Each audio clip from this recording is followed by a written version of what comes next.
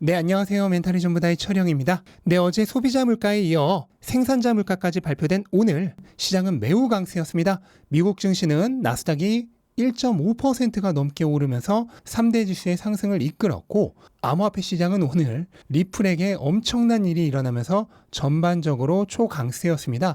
오늘은 무슨 일이 있었을까요? 일단 오늘의 관심사는 어제에 이어 물가였습니다. 오늘 발표된 생산자 물가는 소비자 물가만큼이나 긍정적이었는데요. 6월 생산자 물가는 무려 전년 대비 0.1% 상승을 기록하며 지난달 대비해서는 거의 1% 가까이 하락했고 예측치보다도 훨씬 낮았습니다. 근원 생산자 물가도 지난달보다 0.2% 하락했고 예측치를 만족했습니다. 이제 생산자 물가 기준으로는 근원 물가로 보더라도 연준의 목표치인 2%에 거의 도달했고 평균 물가는 오히려 마이너스의 영역으로 들어가기 일보 직전입니다. 이대로 미국의 생산자 물가가 역성장 국면으로 접어들게 되면 어떻게 될까요? 네, 지금 중국에서 일어나고 있는 일이 미국에서 일어나게 될 것입니다. 중국 역시 생산자 물가가 역성장 국면으로 접어든 이후 시간이 갈수록 그 하락폭이 깊어지면서 이제는 경기 침체에 대한 우려가 나오고 있습니다. 그리고 지금 미국이 그 뒤를 밟고 있는 거죠. 현재 중국의 모습이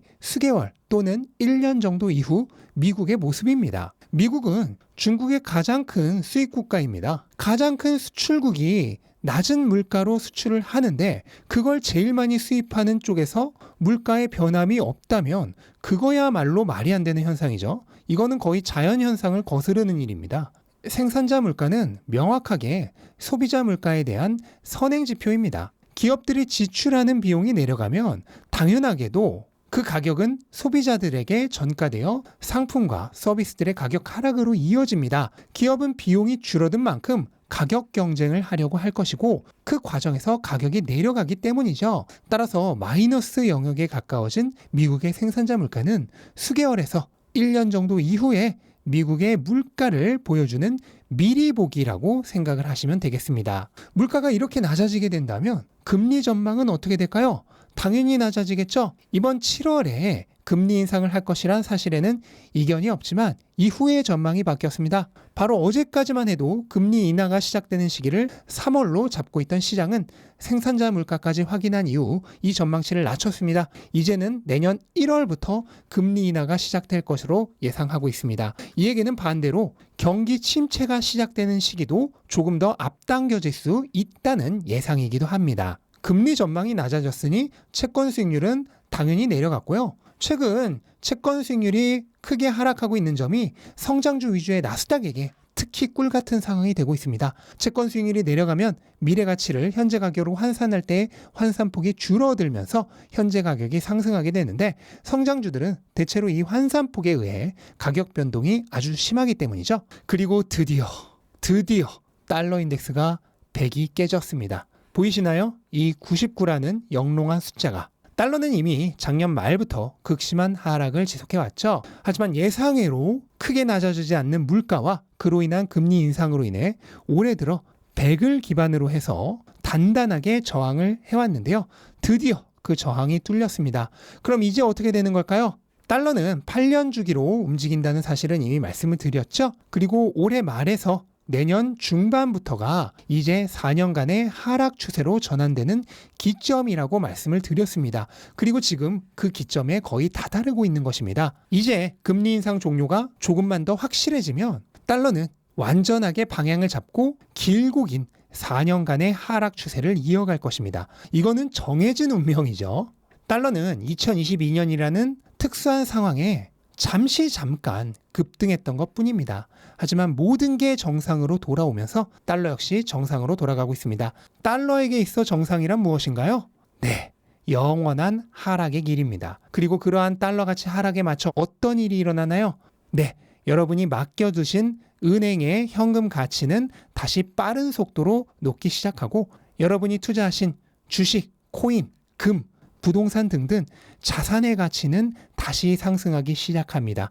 이걸 아는 자와 모르는 자가 곧 부자와 가난한 자로 나뉘게 되는 것이죠. 제가 작년 말에 달러가 최고점을 찍을 때 지금은 돈 가격이 최고점이다. 이때 불나방처럼 달려들지 말고 오히려 자산을 사라고 매일같이 강조했습니다. 하지만 대부분의 사람들은 오히려 그때 자산을 팔고 은행에 돈을 맡겼죠. 은행에 돈을 맡긴다는 행위는 현금을 사는 행위와 같습니다. 수년 전 주식이 최고점일 땐 주식을 사더니 현금이 최고점일 땐 다시 현금을 삽니다. 이제부터 보시기 바랍니다. 다시 시장에 본격적인 불장이 와서 주식과 코인들이 뜨겁게 달아오르며 연일 뉴스에서 전고점 넘었네 어쩌네 하면 그제서야 많은 사람들이 몰려와서 이렇게 물을 것입니다. 그리고 달러가 본격적인 하락 사이클로 접어드는 시점에 가장 주목해야 할 자산은 여러 차례 말씀드렸듯 비트코인입니다. 비트코인은 달러와 완전히 정반대로 움직이는 자산이죠. 동시에 변동폭만 수십 배 더 큰 달러의 10x 인버스와 같은 자산입니다. 정확히는 달러 하나보다도 글로벌 유동성과 완전히 대응하여 움직입니다. 미국에서만 거래되는 자산이 아니라 미국 화폐로만 거래되는 자산이 아니기 때문이죠.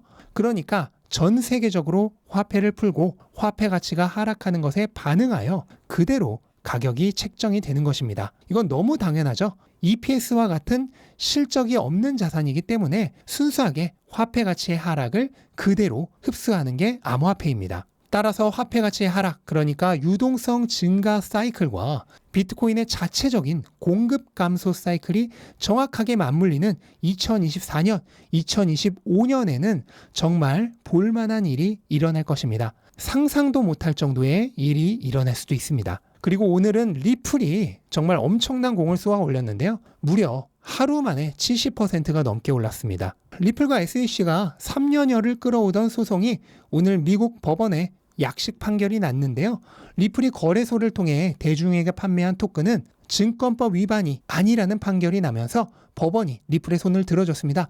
물론 기관들에게 판매한 것은 증권법 위반이라든지 몇몇 갈등 사항은 아직 남아있기는 하지만 어쨌든 1차전은 리플이 승리한 것입니다. 여기서 핵심은 증권성 여부를 판단하는 호의 테스트입니다. 호의 테스트란 제3자의 노력으로 미래의 수익을 기대하며 투자의 대상이 된다면 증권이라는 것입니다. 그런데 거래소를 통해 일반 대중에게 판매한 리플 토큰은 개인 투자자들이 리플 코인에 대해 증권으로 인식할 만큼 정보를 가지고 있지 않았다고 판단하여 위법이 아니라는 판결을 내렸습니다. 이것은 의미가 대단히 큰데요. 왜냐하면 거의 대부분의 알트코인들은 모두 거래소를 통해 판매를 했었기 때문입니다. 물론 일부 기관들과 초기 투자자들에게는 직접적으로 판매가 됐기 때문에 이거는 리플 판결과 마찬가지로 증권법 위반이 되지만 압도적 다수의 토큰들은 증권법 위반이 아니게 된 것입니다. 이런 전망에 따라 에이다, 솔라나 등 기존의 증권성 우려가 컸던 코인들이 오늘 리플과 함께 급등했습니다. 증권 관련 불확실성으로 평가절하되어 있던 가격이 회복된 것이죠. 물론 이 전쟁이 아직 끝난 것은 아닙니다. SEC는 다시 항소를 할 것입니다. 그리고 최종 결과가 나올 때까지는 또다시 수년이 걸릴 수 있습니다. 하지만 그러는 와중에 이제는 반대로 의회로부터 법안이 먼저 설립될 수도 있습니다. 현재 암호화폐 규제와 관련된 권한을 SEC보다 상품선물거래위원회 CFTC에게 넘기는 법안이 추진이 되고 있습니다. 시간이 좀 더 흐르면 SEC의 제소 자체가 무의미해질 가능성도 존재하는 것입니다. SEC에 의한 암호화폐 업계에 대한 무차별적 제소는 암호화폐 시장 전체에 상당한 불확실성이었습니다. 언제 어디서 무엇이 터질지 모르기 때문이죠. 그런데 이제 그 불확실성이 상당히 약해졌습니다. 아직 완전히 사라진 것은 아니지만 분명 그 힘은 약해졌습니다. 이것은 꼭 이번에 수혜를 입은 리플이나 에이다, 솔라나 같은 일부 코인들에만 긍정적인 영향을 주는 것이 아닙니다. 비트코인이나 이더리움을 비롯한 그 외 대부분의 암호화폐에게도 긍정적인 영향을 미칩니다. 왜냐하면 더 많은 투자자들이 더 많은 확신을 가지고 암호화폐에 투자를 할 수 있게 되었기 때문입니다. 또한 큰 손인 기관들 역시도 규제에 대한 불안감에서 더 자유로워질 수 있게 되었습니다. 이제 정말 정식으로 제도권에 편입되는 과정이 진행되고 있는 것입니다. 물론 이건 한순간에 오는 것은 아니고 수년에 걸쳐서 서서히 진행되겠죠. 그런데 말입니다. 이렇게 제도권 편입이 진행되는 타이밍에 ETF까지 출시되어 버린다면, 그리고 하필 그 타이밍이 반감기 사이클에 금리 인하 사이클까지 겹쳐버린다면 지금이라도 이 기회를 그냥 흘려보내지 않으셨으면 좋겠습니다. 물론 모든 투자는 위기와 기회가 공존하기 때문에 결국 자신의 판단에 의해 이루어져야 합니다. 하지만 적어도 게을러서 또는 무지해서 기회를 보지 못하고 그냥 넘어가는 것은 너무나 안타깝죠? 적어도 충분히 공부를 해본 후 스스로 판단을 내려서 투자 여부를 결정해 봐야 하지 않을까 생각을 합니다. 나는 지식이 없다, 도저히 잘 모르겠다 하시는 분들은 하단 고정 댓글 확인해 보시기 바랍니다.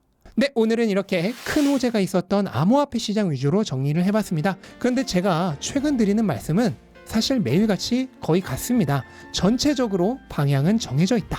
그리고 그때그때 나오는 지표들에 따라 속도만 바뀔 뿐이다. 속도가 아니라 방향이 바뀔 정도의 사건이 발생하면 말씀드릴 것이다. 하지만 현재로선 아니다. 방향은 상방이 그대로 유지되고 있으니 안심하셔라. 그리고 향후 금리와 경기의 밸런스가 어떻게 기우느냐에 따라 증시가 좋거나 상품이 좋을 수 있으니 어느 한쪽에 올인하기보다는 반드시 두 쪽을 모두 가져가라. 특히 비트코인과 암호화폐는 지금부터 시작될 사이클의 수혜를 정말 크게 볼 가능성이 있으니 결코 무시하지 말라고 지속적으로 말씀드리고 있습니다. 앞으로도 마찬가지입니다. 크게 상황이 바뀌지 않는 한 이 전제를 바탕으로 해서 그날 있었던 일에 맞춰 새로운 해석을 드릴 예정입니다. 자, 지금 우리 앞에 또 한 번의 거대한 기회가 다가오고 있습니다.